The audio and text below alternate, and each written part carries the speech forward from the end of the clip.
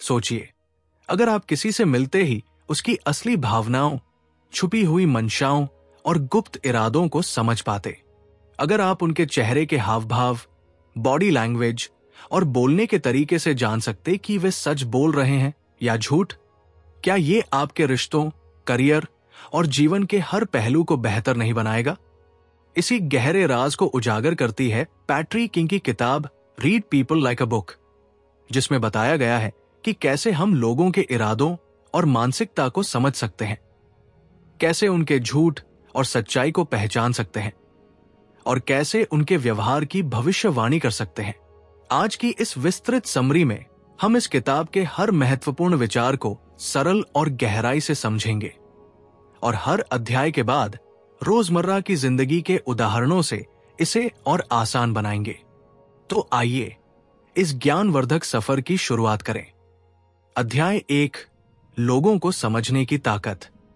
आपको ये कला क्यों सीखनी चाहिए? हम में से अधिकतर लोग सिर्फ शब्दों पर ध्यान देते हैं, लेकिन असली कम्युनिकेशन का 70% से अधिक हिस्सा non verbal signals, body language, tone, हाव भाव में छिपा होता है। अगर हम इन्हें समझना सीख जाएं, तो हम किसी के भी दिमाग में क्या चल रहा है इसका सही अनुमान लगा सकते हैं। उदाहरण, सोचिए, आप एक जॉब इंटरव्यू में बैठे हैं। सामने वाला इंटरव्यूअर आपसे मुस्कुराते हुए बात कर रहा है, लेकिन उसका शरीर पीछे झुका हुआ है और उसके हाथ क्रॉस एक दूसरे पर रखे हुए हैं। इससे यह संकेत मिलता है कि वो आपकी बातों को स्वीकार नहीं कर रहा है, बल्कि अंदर से थोड़ा असहज महसूस कर रहा है। अगर आप इसे समय रहते पहचान ले, तो आप अपनी रणनीति बदल सकते हैं और इंटरव्यू को सफल बना सकते हैं। अध्याय 2, बॉडी लैंग्वेज को कैसे समझें। पैट्री किंग के अनुसार शरीर के छोटे छोटे इशारे हमें किसी व्यक्ति के दिमाग की स्थिति का गहरा विश्लेषण करने में मदद कर सकते हैं। यहां कुछ महत्वपूर्ण संकेत दिए गए हैं। 1, आंखों की भाषा। लगातार आंखों में देखना आत्मविश्वास या आक्रामकता। आंखों का बार बार इधर उधर घूमना असुरक्षा या झूठ बोलना। नीचे देखना शर्मिंदगी या अपराध बोध। 2, हाथों और पैरों के इशारे। हाथ रगड़ना उत्तेजना या उम्मीद। हथेली को छुपाना झूठ बोलना या कुछ छुपाना। पैरों का लगातार हिलना बेचैनी या घबराहट। 3, मुस्कान और चेहरे के भाव। सच्ची मुस्कान जब आंखों के किनारे झुर्रियां बनती है। झूठी मुस्कान सिर्फ होठों से की गई मुस्कान जिसमें आंखें स्थिर रहती है। उदाहरण, आपका दोस्त कहता है कि वो ठीक है, लेकिन उसकी आंखें नीचे झुकी हुई हैं और वो अपने हाथों को मल रहा है। इससे संकेत मिलता है कि वो घबराया हुआ है या सच नहीं बोल रहा है। ऐसे में आपको उससे और खुलकर बात करनी चाहिए ताकि असली बात सामने आ सके। अध्याय 3, भावनात्मक पक्षपात, इमोशनल बायस को समझना। कई बार लोग अपनी भावनाओं के कारण तार्किक रूप से सोचने में असमर्थ हो जाते हैं। उनके निर्णय और व्यवहार उनके अचेतन सबकॉन्शियस दिमाग द्वारा संचालित होते हैं। अगर आप ये समझ लें कि कौन कौन सी भावनाएं किसी व्यक्ति के व्यवहार को नियंत्रित कर रही हैं, तो आप उसके मन की स्थिति को बेहतर ढंग से समझ सकते हैं। मुख्य प्रकार के भावनात्मक पक्षपात। कन्फर्मेशन बायस लोग वही जानकारी खोजते हैं जो उनकी मौजूदा धारणाओं की पुष्टि करे। नेगेटिविटी बायस, नकारात्मक अनुभवों को लोग सकारात्मक अनुभवों से ज्यादा गंभीरता से लेते हैं। अथॉरिटी बायस लोग प्रामाणिक दिखने वाले व्यक्ति की बातों को बिना सवाल किए सही मान लेते हैं। उदाहरण, सोचिए, एक आदमी को लगता है कि उसका सहकर्मी उससे नफरत करता है।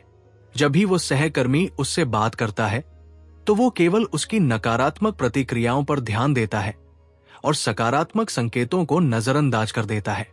ये कन्फर्मेशन बायस का उदाहरण है।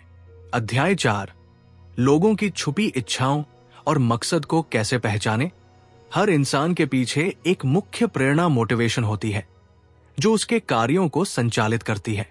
अगर आप किसी के लक्ष्य, डर और प्राथमिकताओं को समझ लें, तो आप उसकी भविष्य की गतिविधियों का अनुमान भी लगा सकते हैं। मुख्य प्रकार की प्रेरणाएं। सुरक्षा की तलाश स्थिरता और सुरक्षा के लिए प्रयास। मान्यता रिकॉग्निशन की चाह, दूसरों से प्रशंसा पाने की इच्छा। निजी स्वतंत्रता, अपनी शर्तों पर जीने की चाह।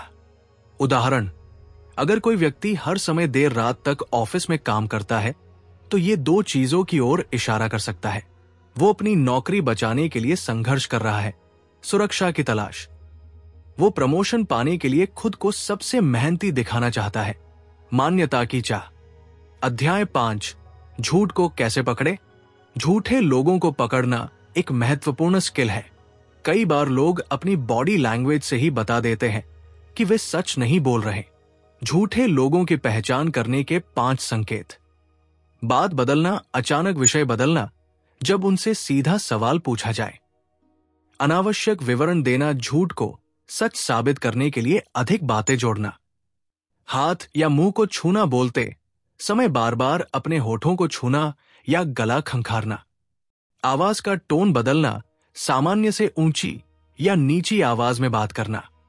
माइक्रो एक्सप्रेशन पल भर के लिए चेहरे पर डर, चिंता या अपराध बोध झलकना।